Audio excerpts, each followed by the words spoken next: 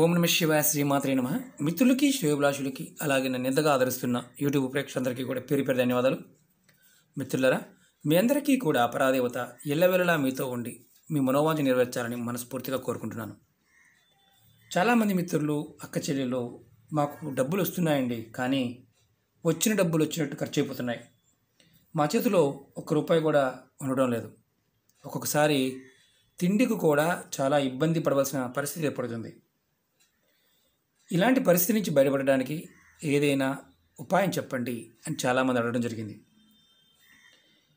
ధన సమస్యలు అధికంగా ఉన్నప్పుడు ఈ ధన సమస్యలు తీరి డబ్బులు వర్షం కురవడానికి ఈ ఉపాయం, అంటే డబ్బులు వర్షం కురవటం అంటే మీకు పైనుంచి పట్టడం కాదు, మీకు ధనం ఎప్పుడు వస్తూ ఉండే విధానాన్ని డబ్బులు వర్షం కురవడం అంటారు.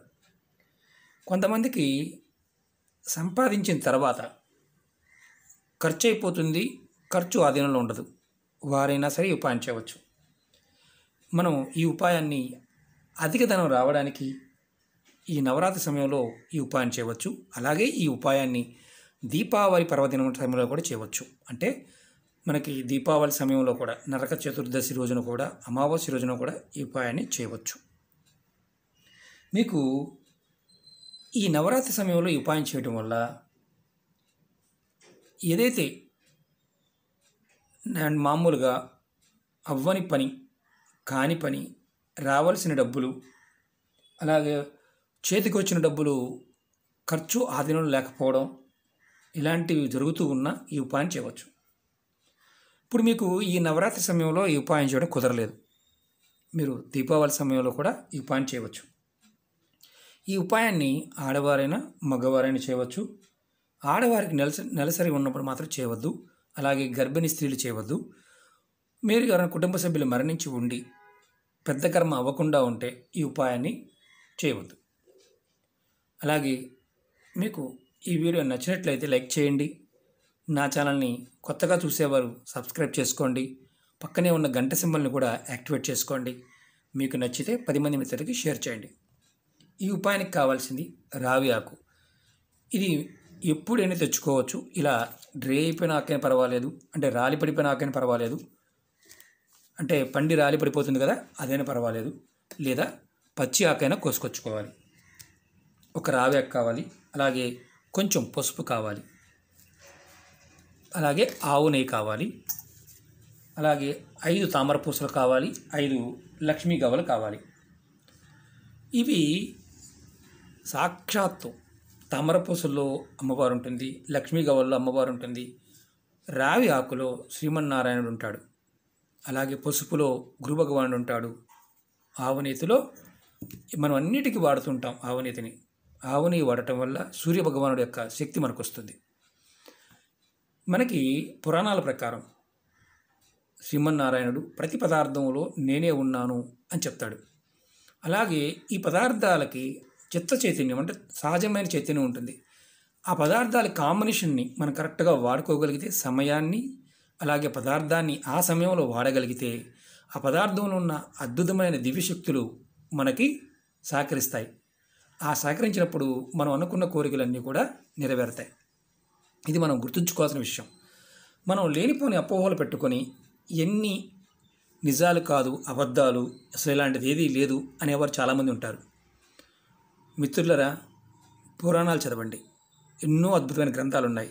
వాటిల్లో పదార్థం గురించి, పదార్థ చైతన్యం గురించి, మనలో ఉన్న చైతన్యం గురించి చాలా వివరణాత్మకంగా ఉంటుంది.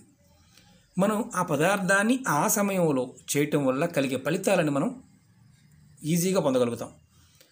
మన చుట్టూ ఉంటుంది, కానీ అది ఎలా వాడాలో తెలిసినప్పుడు దాని పనిని మనం తీసుకోగలుగుతాం. ఈ పదార్థాల్లోని శక్తి కూడా అలాంటిదే. స్వయం శక్తి కలిగిన పదార్థాలు, చెట్లు, పదార్థాలు అన్నీ కూడా శ్రీమన్నారాయణుడు దాంట్లో ఉంటాడు, లక్ష్మీదేవి ఉంటుంది. మనకి కావలసిన ప్రతి పని కూడా పూర్తవుతుంది.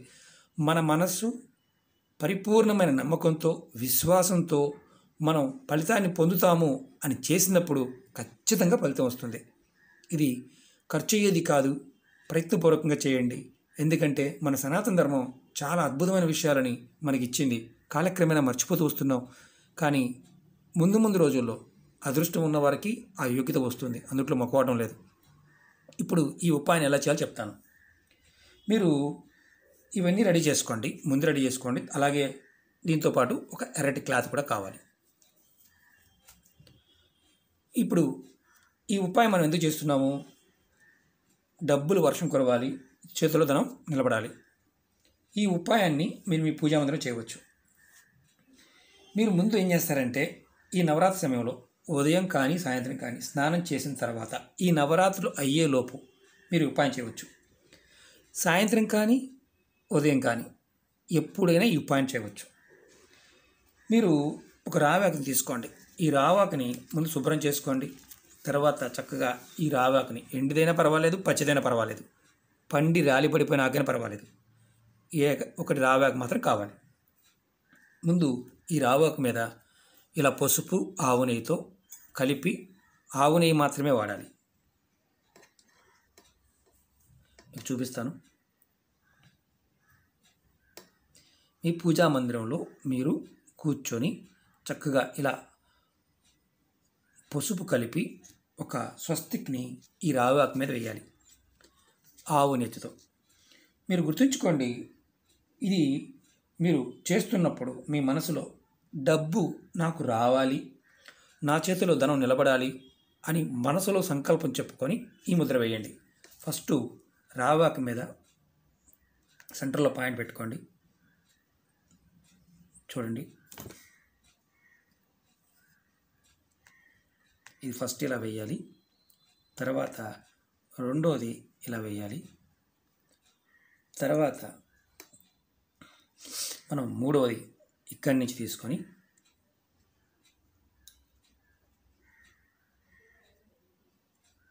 ఇలా వేయాలి, నాలుగవది ఇలా వేయాలి.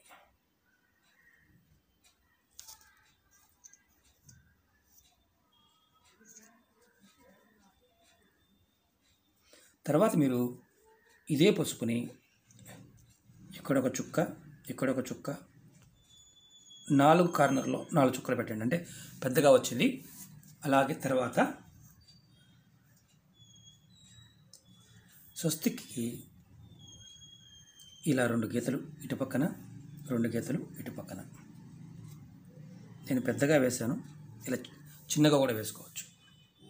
ఇలా 2 గీతలు గీయండి. చెప్తాను, దాని గురించి కూడా వివరం చేస్తాను మీకు నేను. తర్వాత మీరు ఈ ఆకుని మీ పూజా మందిరంలో లక్ష్మీదేవి పట్టం ముందు కానీ, దుర్గాదేవి పట్టం ముందు కానీ, అమ్మవారి పట్టం ముందు, ఏ అమ్మవారి పట్టం ముందైనా పెట్టండి. పెట్టి మీరు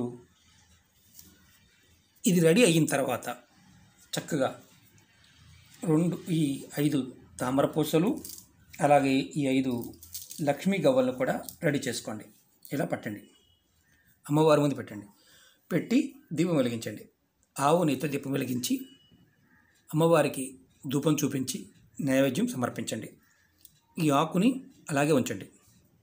మీరు ఆ రోజంతా అమ్మవారి పట్టం ముందు ఇలాగే ఉంచండి, మీ పని అయ్యే వరకు, అంటే ఆ రోజు పూర్తి అయ్యే వరకు. రెండవ రోజు మీరు స్నానం చేసిన తర్వాత మీరు దేవుడి దగ్గర మళ్ళీ దీపారాధన చేసి, ధూపం అంటే దీపారాధన చేసి ధూపం చూపించి నైవేద్యం సమర్పించి, అప్పుడు ఇలాంటి ఎర్రటి క్లాత్ తీసుకోండి.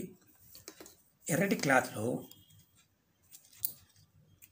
ఈ ఆకుని, అలాగే ఈ 5 తామర పూసల్ని, అలాగే ఈ 5 లక్ష్మీ గవ్వలను కూడా ఈ ఆకు మీద పెట్టండి. ఇలా పెట్టి మీరు చక్కగా ఒక్కసారి ఈ ఆకుకి అలాగే ఈ పదార్థాలకి ధూపం చూపించండి, సాంబ్రాణి ధూపం చూపించండి. చూపించి చక్కగా ఈ ఆకుని మూటగా కట్టండి. ఇలా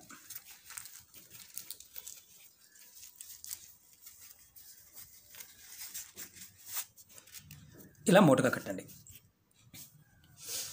కట్టిన తర్వాత మళ్ళీ ఈ మూటకి ధూపం చూపించండి.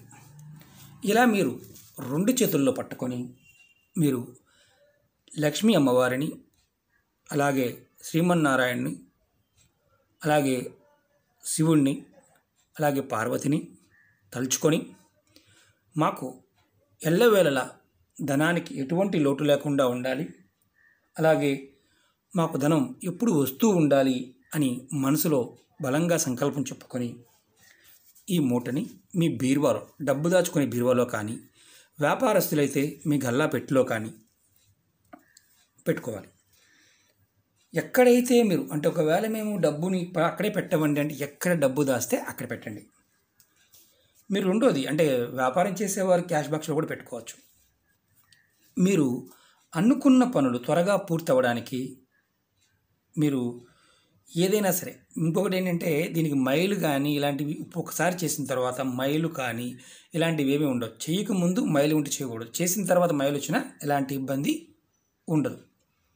మీరు వీలైతే, ఎందుకంటే నేను పెద్దగా అవుతుంది అంటే ఎంత అవుతుంది, మన పర్సులో పెట్టుకోవడం కష్టం, బ్యాగ్లో పెట్టుకోవచ్చు. ఆడవారు అయితే బ్యాగ్లో పెట్టుకోవచ్చు, హ్యాండ్ బ్యాగ్లో కూడా పెట్టుకోవచ్చు. లేదా మనకి ఇంకా అవకాశం లేదంటే మీరు దేవుడి గదిలోనే ఈ మూటని అలా పెట్టుకోవచ్చు. ఇది ఒక్కసారి చేస్తే మళ్ళీ మీరు నవరాత్రులు వచ్చే వరకు కూడా మార్చాల్సిన అవసరం లేదు. ఈ ఉపాయం చేయడం వల్ల ధనం ఆకర్షింపబడుతుంది. అంటే అన్ని వైపుల నుంచి కూడా మీకు ధనం రాబడి పెరుగుతుంది. ఆగిపోయిన పనులు పూర్తవుతాయి, చేతిలో డబ్బులు నిలబడతాయి. ఒక విషయం గుర్తుపెట్టుకోండి, ఈ ఉపాయం చేస్తున్నట్లు కానీ చేసినట్టు కానీ బయట వారికి, చుట్టాలకు ఎవ్వరికీ కూడా చెప్పకూడదు. ఇది గుర్తుంచుకోవాలి, అన్నిటికంటే చాలా ఇంపార్టెంట్ ఇది. ఈ ఉపాయాన్ని చేసినట్టు కానీ చేస్తున్నట్లు కానీ ఎవరికీ చెప్పకూడదు. ఒకవేళ చెప్తే ఈ ఉపాయం నిష్ప్రయోజనం, అంటే మీకు ఎలాంటి ఫలితాన్ని ఇవ్వదు. ఇది గుర్తుంచుకొని ప్రయత్నపూర్వకంగా చేయండి, ఖచ్చితంగా కలిసి వస్తుంది. ఎందుకంటే ఈ పదార్థం అద్భుతమైన నారాయణ శక్తి కలిగిన పదార్థం. ఓకే మిత్రులారా, మీకు ఈ వీడియో నచ్చినట్లు లైక్ చేయండి, నా ఛానల్ సబ్స్క్రైబ్ చేసుకోండి, గంట సింబల్ని యాక్టివేట్ చేసుకోండి, 10 మంది మిత్రులకి షేర్ చేయండి. ఓం నమః శివాయ, శ్రీమాత్రే నమః.